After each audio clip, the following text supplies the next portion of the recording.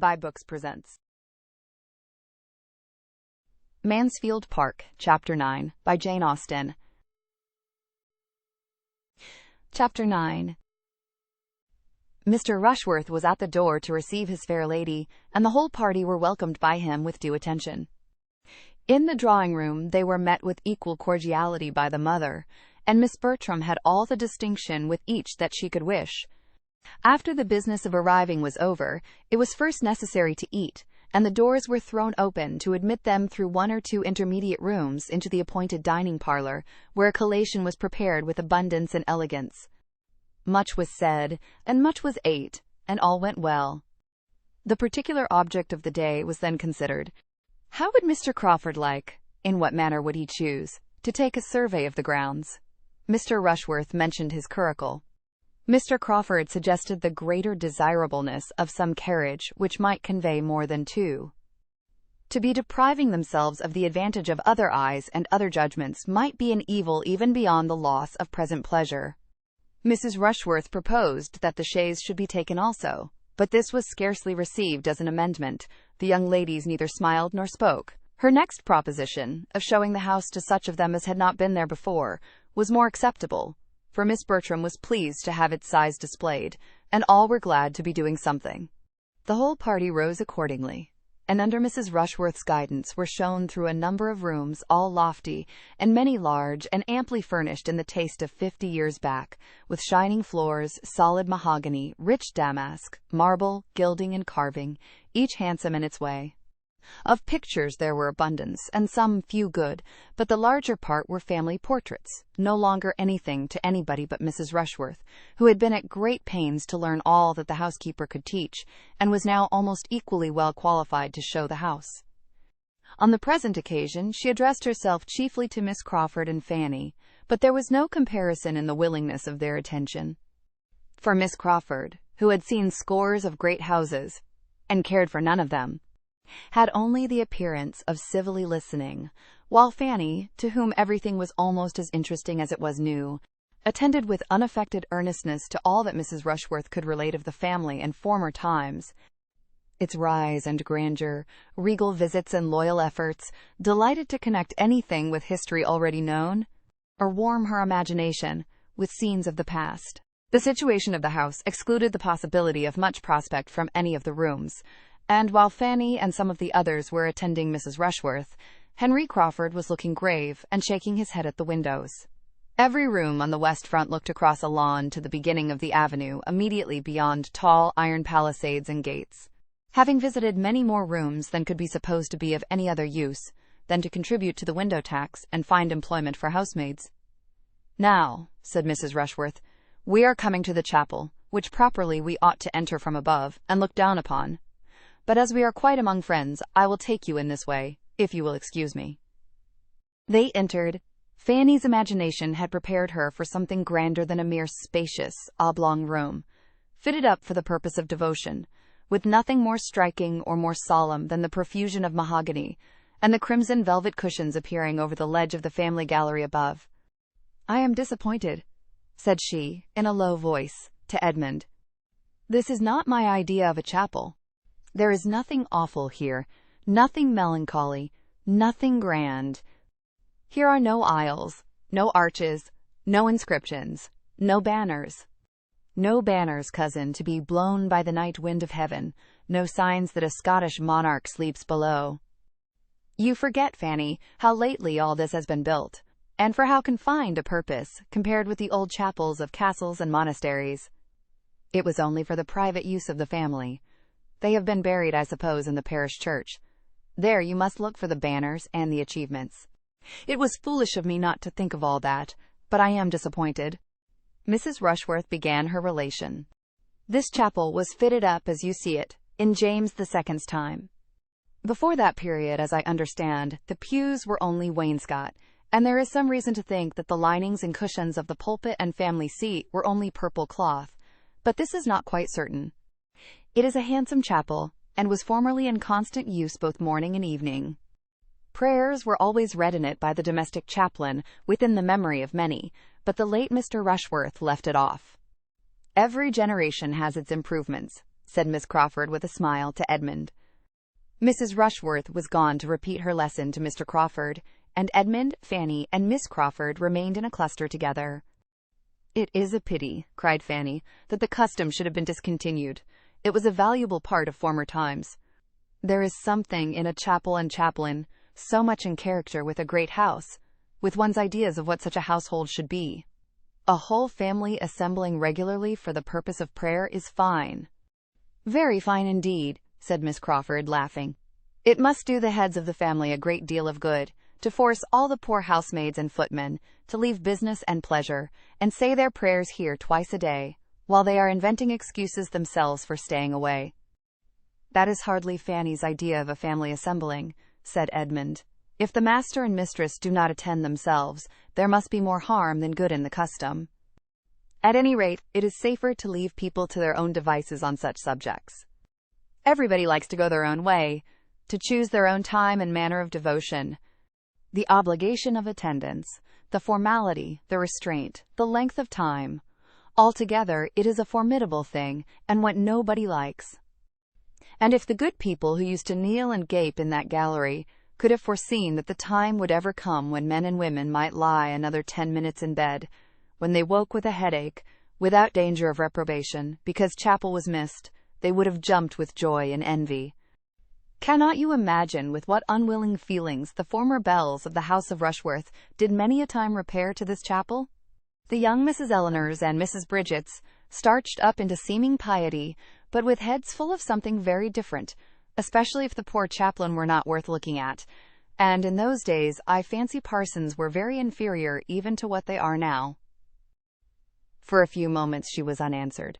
Fanny colored and looked at Edmund, but felt too angry for speech, and he needed a little recollection before he could say, "Your lively mind can hardly be serious even on serious subjects. You have given us an amusing sketch, and human nature cannot say it was not so. We must all feel at times the difficulty of fixing our thoughts as we could wish, but if you are supposing it a frequent thing, that is to say, a weakness grown into a habit from neglect, what could be expected from the private devotions of such persons? Do you think the minds which are suffered, which are indulged in wanderings in a chapel, would be more collected in a closet? Yes, very likely. They would have 2 chances at least in their favor. There would be less to distract the attention from without, and it would not be tried so long. The mind which does not struggle against itself under one circumstance would find objects to distract it in the other, I believe, and the influence of the place and of example may often rouse better feelings than are begun with. The greater length of the service, however, I admit to be sometimes too hard a stretch upon the mind. One wishes it were not so, but I have not yet left Oxford long enough to forget what chapel prayers are." While this was passing, the rest of the party being scattered about the chapel, Julia called Mr. Crawford's attention to her sister by saying, "Do look at Mr. Rushworth and Maria, standing side by side, exactly as if the ceremony were going to be performed. Have not they completely the air of it?" Mr. Crawford smiled his acquiescence, and stepping forward to Maria, said, in a voice which she only could hear, "I do not like to see Miss Bertram so near the altar." Starting, the lady instinctively moved a step or two, but recovering herself in a moment, affected to laugh, and asked him, in a tone not much louder, if he would give her away. "I am afraid I should do it very awkwardly," was his reply, with a look of meaning. Julia, joining them at the moment, carried on the joke. "Upon my word, it is really a pity that it should not take place directly, if we had but a proper license, for here we are all together, and nothing in the world could be more snug and pleasant." And she talked and laughed about it with so little caution as to catch the comprehension of Mr. Rushworth and his mother, and expose her sister to the whispered gallantries of her lover, while Mrs. Rushworth spoke with proper smiles and dignity of its being a most happy event to her whenever it took place. "If Edmund were but in orders," cried Julia, and running to where he stood with Miss Crawford and Fanny. "My dear Edmund, if you were but in orders now, you might perform the ceremony directly. How unlucky that you are not ordained. Mr. Rushworth and Maria are quite ready." Miss Crawford's countenance, as Julia spoke, might have amused a disinterested observer. She looked almost aghast under the new idea she was receiving. Fanny pitied her. "How distressed she will be at what she said just now," passed across her mind. "Ordained," said Miss Crawford. "What, are you to be a clergyman?" "Yes, I shall take orders soon after my father's return, probably at Christmas." Miss Crawford, rallying her spirits and recovering her complexion, replied only, "If I had known this before, I would have spoken of the cloth with more respect," and turned the subject. The chapel was soon afterwards left to the silence and stillness which reigned in it, with few interruptions, throughout the year. Miss Bertram, displeased with her sister, led the way, and all seemed to feel that they had been there long enough.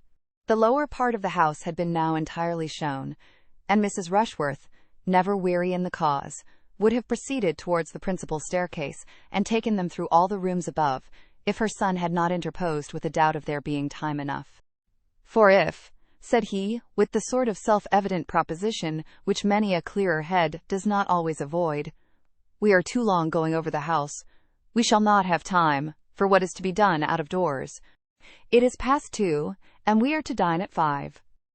Mrs. Rushworth submitted, and the question of surveying the grounds, with the who and the how, was likely to be more fully agitated, and Mrs. Norris was beginning to arrange by what junction of carriages and horses most could be done, when the young people, meeting with an outward door, temptingly open on a flight of steps which led immediately to turf and shrubs, and all the suites of pleasure grounds, as by one impulse, one wish for air and liberty, all walked out. "Suppose we turn down here for the present," said Mrs. Rushworth, civilly taking the hint and following them.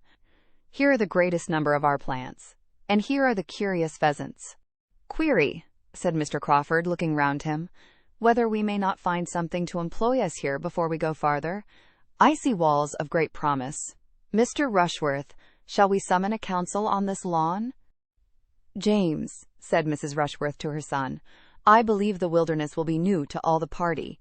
The Miss Bertrams have never seen the wilderness yet." No objection was made, but for some time there seemed no inclination to move in any plan, or to any distance.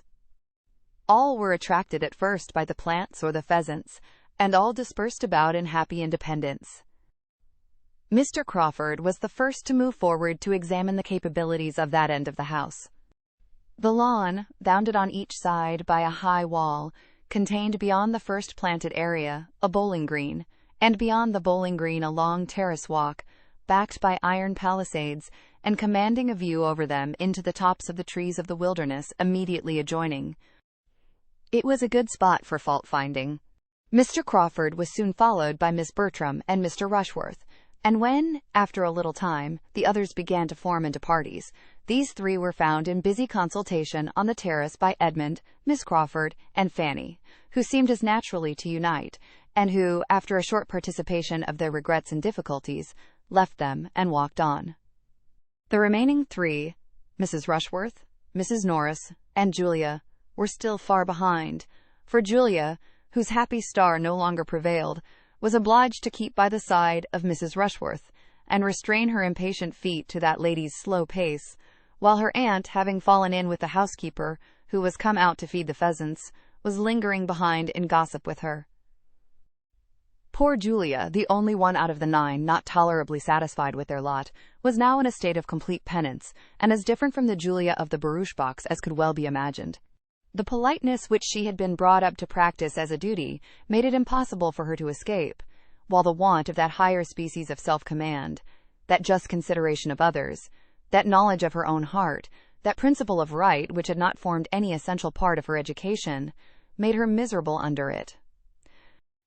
"This is insufferably hot," said Miss Crawford, when they had taken one turn on the terrace, and were drawing a second time to the door in the middle, which opened to the wilderness. "Shall any of us object to being comfortable? Here is a nice little wood, if one can but get into it. What happiness if the door should not be locked! But of course it is, for in these great places the gardeners are the only people who can go where they like." The door, however, proved not to be locked, and they were all agreed in turning joyfully through it, and leaving the unmitigated glare of day behind.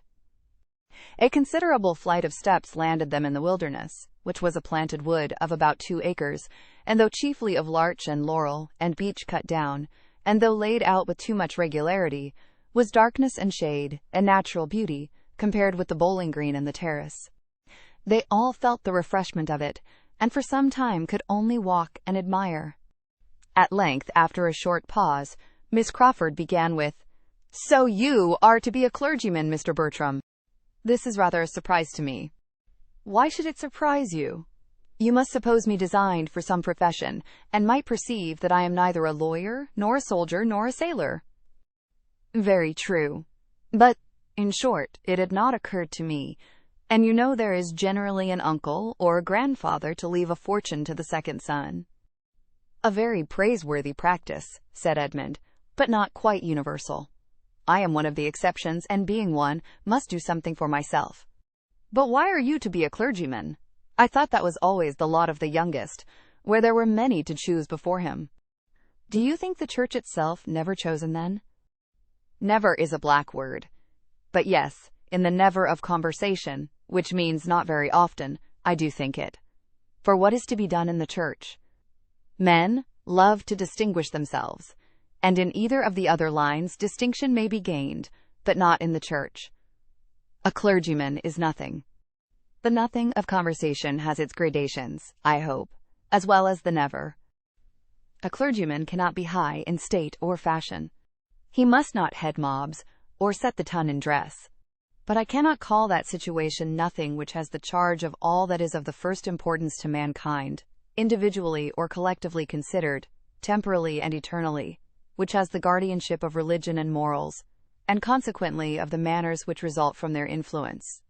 No one here can call the office nothing. If the man who holds it is so, it is by the neglect of his duty, by foregoing its just importance, and stepping out of his place to appear what he ought not to appear. You assign greater consequence to the clergyman than one has been used to hear given, or than I can quite comprehend. One does not see much of this influence and importance in society, and how can it be acquired where they are so seldom seen themselves? How can 2 sermons a week, even supposing them worth hearing, supposing the preacher to have the sense to prefer Blair's to his own, do all that you speak of? Govern the conduct and fashion the manners of a large congregation for the rest of the week? One scarcely sees a clergyman out of his pulpit. You are speaking of London. I am speaking of the nation at large. The metropolis, I imagine, is a pretty fair sample of the rest. Not, I should hope, of the proportion of virtue to vice throughout the kingdom. We do not look, in great cities, for our best morality. It is not there that respectable people of any denomination can do most good, and it certainly is not there that the influence of the clergy can be most felt.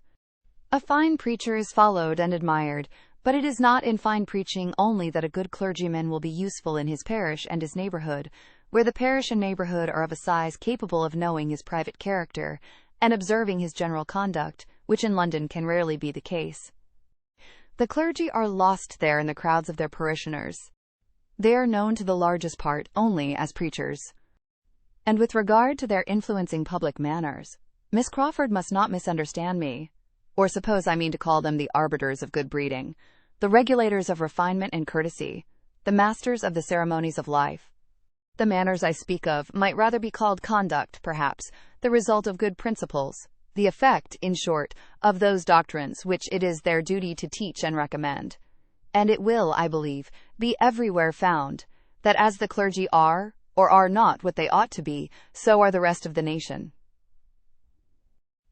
"Certainly," said Fanny with gentle earnestness. "There," cried Miss Crawford, "you have quite convinced Miss Price already." "I wish I could convince Miss Crawford too." "I do not think you ever will," said she with an arch smile. "I am just as much surprised now as I was at first that you should intend to take orders. You really are fit for something better. Come, do change your mind. It is not too late. Go into the law." "Go into the law?" "With as much ease as I was told to go into this wilderness." "Now you are going to say something about law being the worst wilderness of the two, but I forestall you. Remember, I have forestalled you. You need not hurry when the object is only to prevent my saying a bon mot, for there is not the least wit in my nature. I am a very matter-of-fact, plain-spoken being, and may blunder on the borders of a repartee for half an hour together without striking it out." A general silence succeeded. Each was thoughtful. Fanny made the first interruption by saying, "I wonder that I should be tired with only walking in this sweet wood. But the next time we come to a seat, If it is not disagreeable to you, I should be glad to sit down for a little while." "My dear Fanny," cried Edmund, immediately drawing her arm within his, "how thoughtless I have been! I hope you are not very tired. Perhaps," turning to Miss Crawford, "my other companion may do me the honor of taking an arm." "Thank you, but I am not at all tired."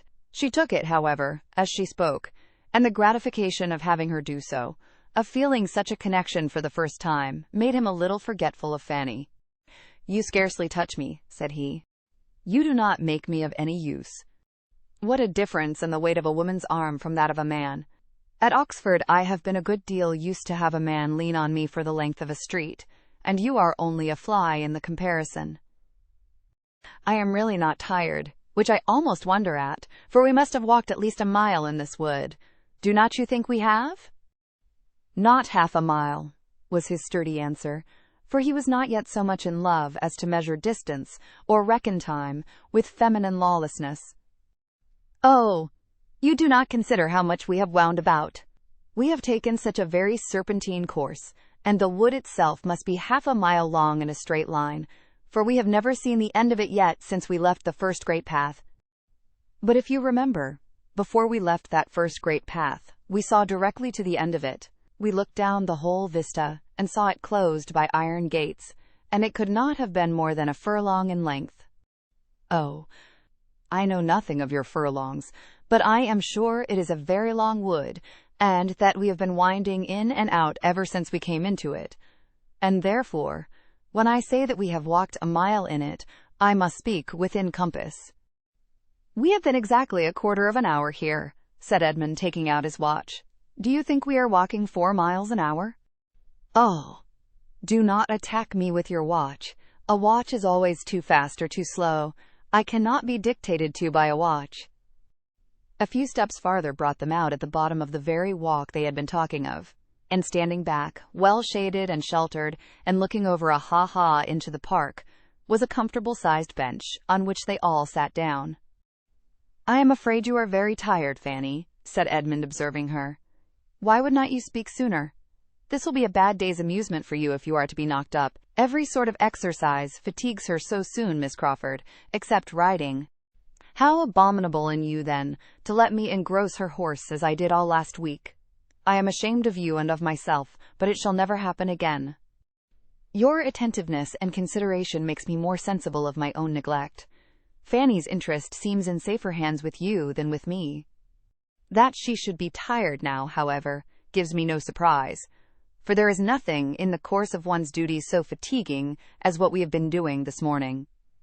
Seeing a great house, dawdling from one room to another, straining one's eyes and one's attention, hearing what one does not understand, admiring what one does not care for. It is generally allowed to be the greatest bore in the world, and Miss Price has found it so, though she did not know it. "I shall soon be rested," said Fanny. "To sit in the shade on a fine day and look upon verdure is the most perfect refreshment." After sitting a little while, Miss Crawford was up again. "I must move," said she. "Resting fatigues me. I have looked across the ha-ha till I am weary. I must go and look through that iron gate at the same view, without being able to see it so well." Edmund left the seat likewise. "Now, Miss Crawford, if you will look up the walk, you will convince yourself that it cannot be half a mile long, or half a mile." "It is an immense distance," said she. "I see that with a glance." He still reasoned with her, but in vain. She would not calculate, she would not compare. She would only smile and assert. The greatest degree of rational consistency could not have been more engaging, and they talked with mutual satisfaction. At last it was agreed that they should endeavor to determine the dimensions of the wood by walking a little more about it. They would go to one end of it, in the line they were then in, for there was a straight green walk along the bottom by the side of the ha-ha, and perhaps turn a little way in some other direction if it seemed likely to assist them, and be back in a few minutes. Fanny said she was rested, and would have moved too, but this was not suffered. Edmund urged her remaining where she was, with an earnestness which she could not resist, and she was left on the bench to think with pleasure of her cousin's care, but with great regret that she was not stronger. She watched them till they had turned the corner, and listened till all sound of them had ceased. Thank you for tuning in to vibeBooks. We hope you enjoyed this journey. Please consider liking, commenting, and subscribing to our channel. Check out our playlist or explore vibeBooks for more classic stories. Until next time, happy listening.